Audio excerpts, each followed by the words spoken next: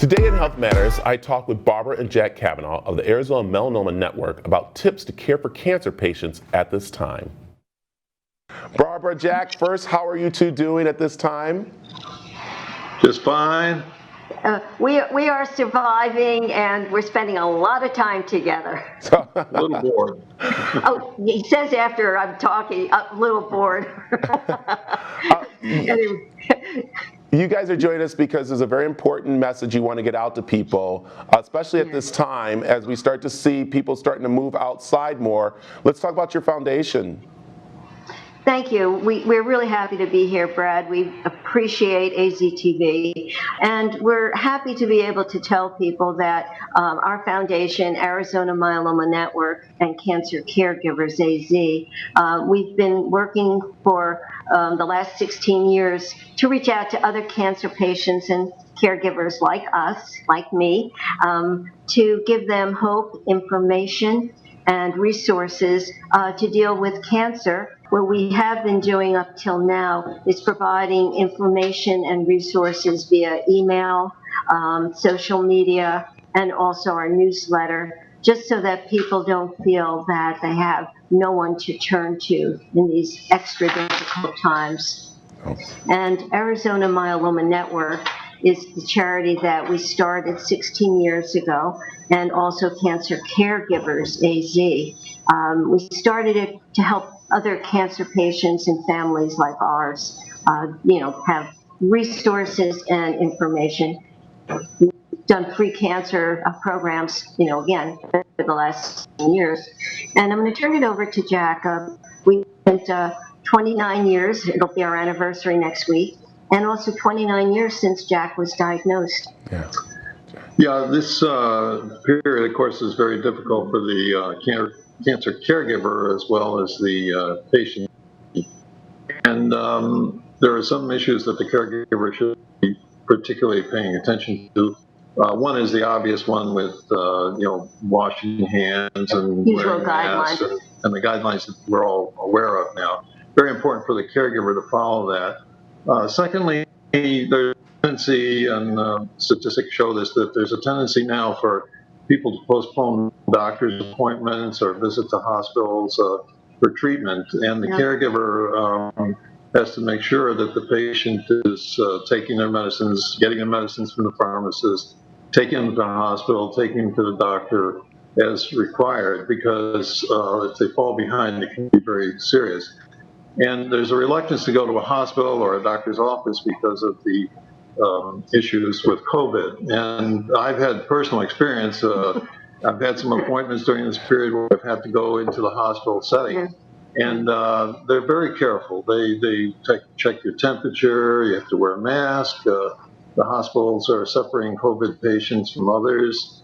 So that part of it is very safe. And going to a doctor's appointment, we're all worried about sitting in a waiting room with people coughing and hacking, et cetera.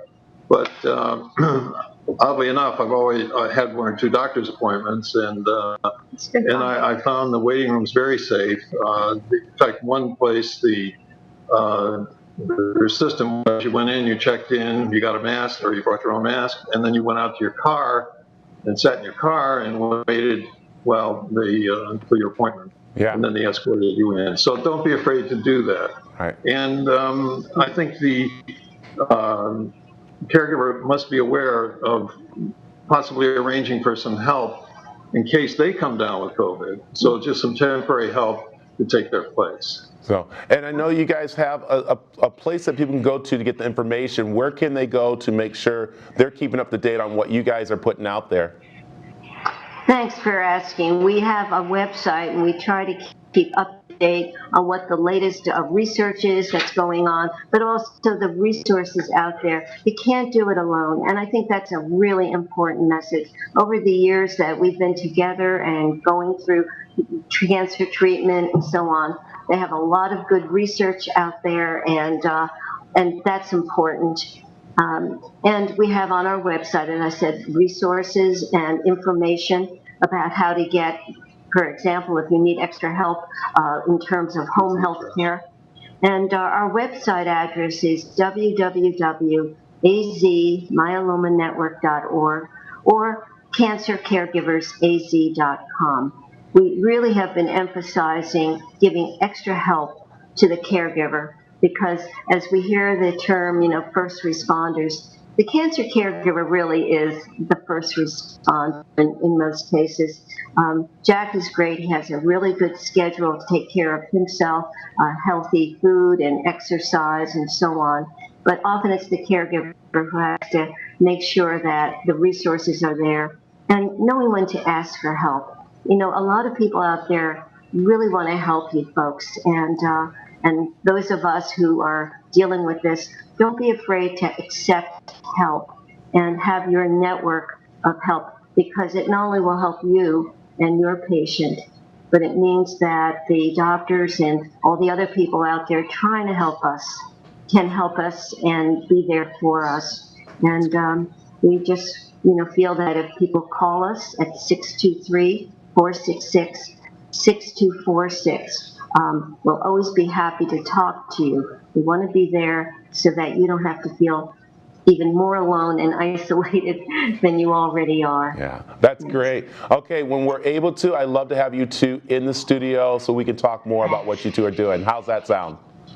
Sounds wonderful. Great. And they can go to our website and see our interview. They can also get more information. And also we have a free cancer caregivers guide that they can download on our website. So to everyone, you're in our thoughts and prayers. Stay well and try to have fun and enjoy the time together.